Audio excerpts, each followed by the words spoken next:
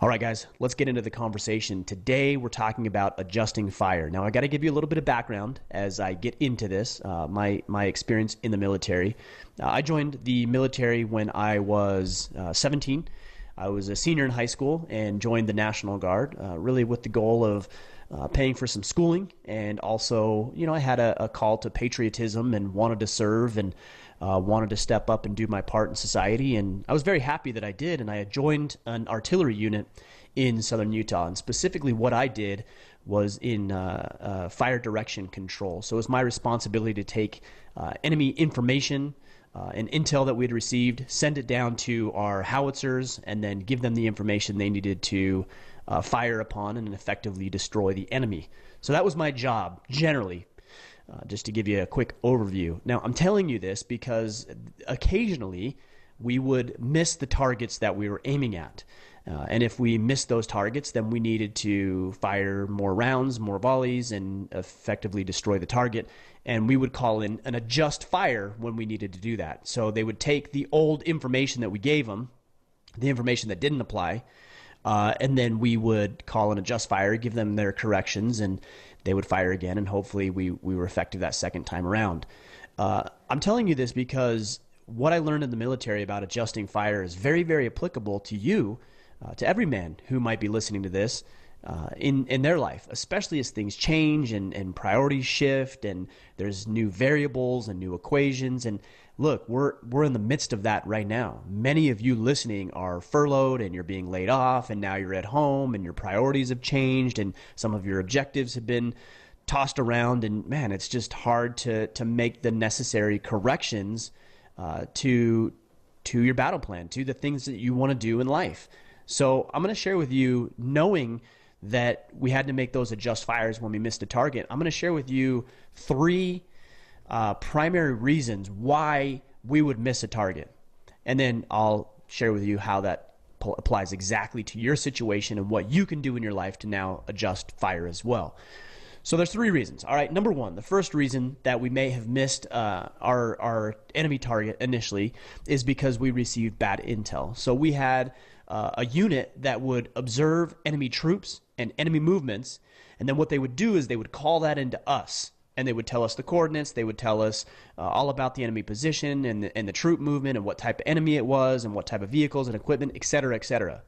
And then we would take that information and we would calculate it and do what we did. I can't get into all the specifics of that. And then we would transfer that information down to the guns. The guns would fire, and therefore that's how it worked.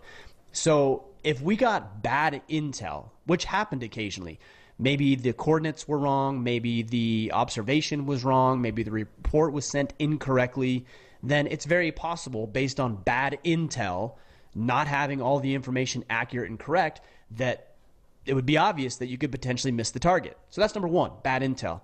And I'll circle back around to that in a minute. Number two, the second reason why we may have missed our target is because the enemy moved. So where the enemy was is different than where the enemy is now.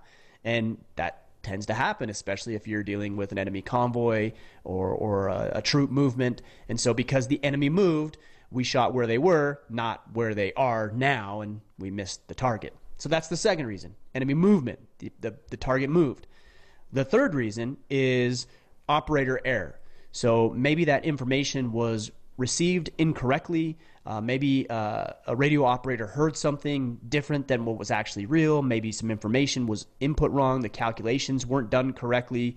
But there's 1,000 or more reasons that that there could be operator error. But those are primarily the three reasons that we would miss a target and therefore have to adjust fire. And this is primarily what's happening in your life. If you're not hitting your targets and you're not accomplishing what you want to accomplish, then it's safe to assume that it probably falls into one of these three reasons. So let's break this down and talk about how this applies in your life, and then we'll talk about what you need to do about it. So the first reason is because we receive bad intel.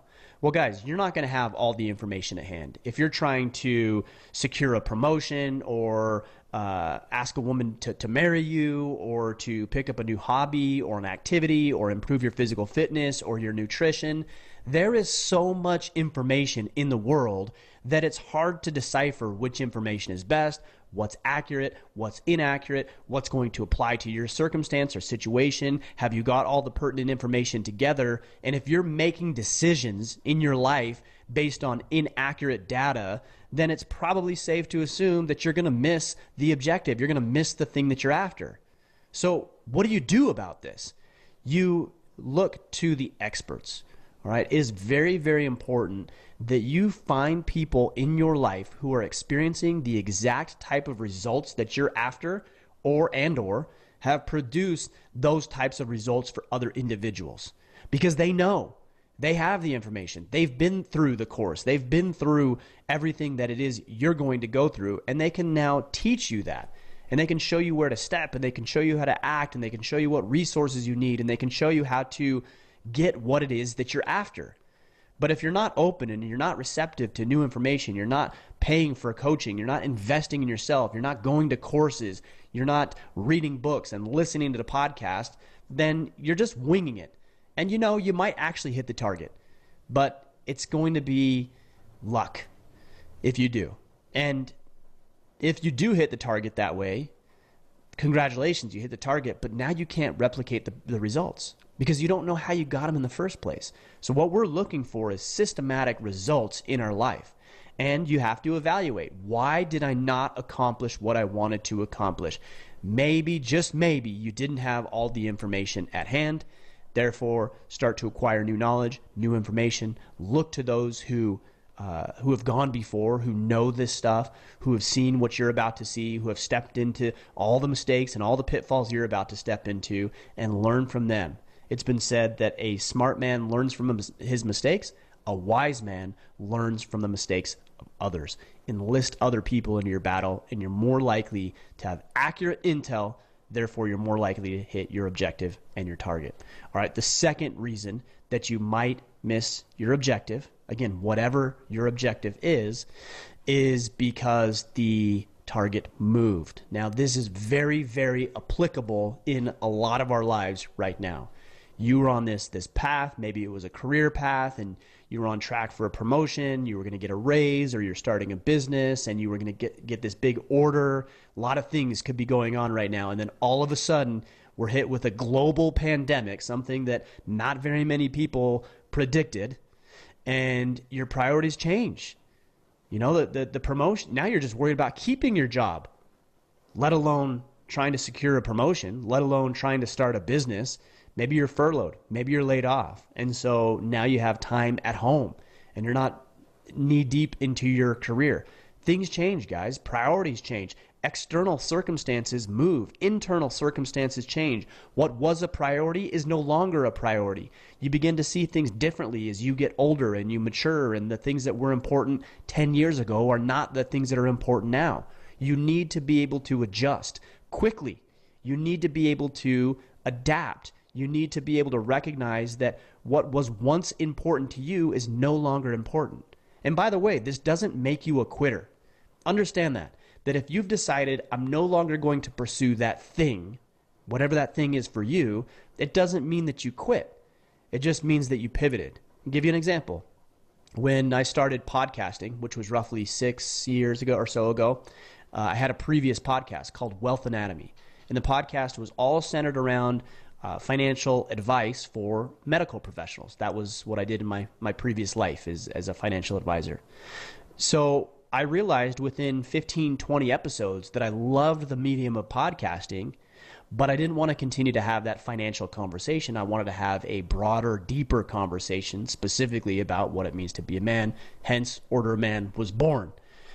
It was hard for me. I had to really wrestle with the idea that I was no longer going to do this other podcast called Wealth Anatomy, because in my mind, I had equated me stopping that to me quitting, not to me pivoting. And that's really what I did.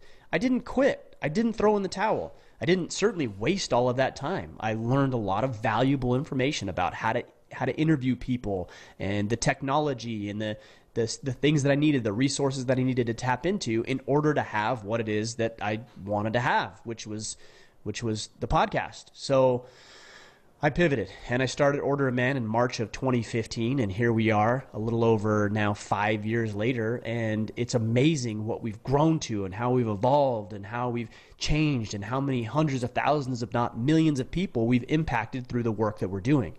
But I never would have experienced that if I wasn't willing to adjust based on where my new objective was. Guys, it's okay that you mature. It's okay that life changes. It's okay that priorities change. It's not okay if you don't evolve as those things change and you just keep firing on the same position, hoping that you're going to accomplish something big and great in your life. You're not. And even if you do accomplish some form of success, you are certainly not going to be satisfied and fulfilled with it because it's not even the objective. It's not even the target. That target has changed. It's moved on, and you need to learn to evolve and grow and move with the changing of those objectives and targets. Now, the third reason is operator error, all right? You got the right information, the enemy's still there, but you messed it up. You screwed up. This happens all the time.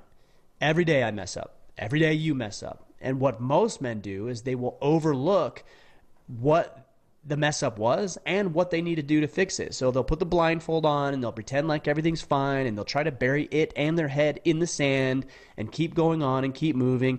Look, you're not going to hit your target if you keep messing up, if the calculations are wrong. But you will if you learn what those mistakes are so that you can correct them. And that's the point of understanding and identifying mistakes.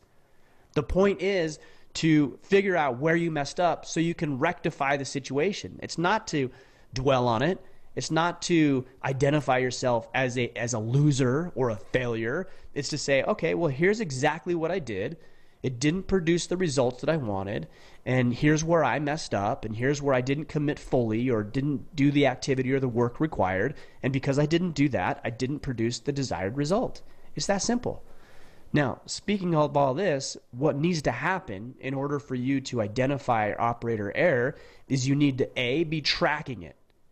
Right? If you're not tracking what it is you're doing, the amount of sales prospecting calls that you're making, the conversations that you're having, the amount of work and effort that you're putting into, your income and your expenses, whatever your objective is, the amount of weight that you're lifting and how often you're doing it and how fast you're running and all of these things, regardless of what your objective is, if you're not tracking it, you'll never be able to know if what you're doing is working and effective or not.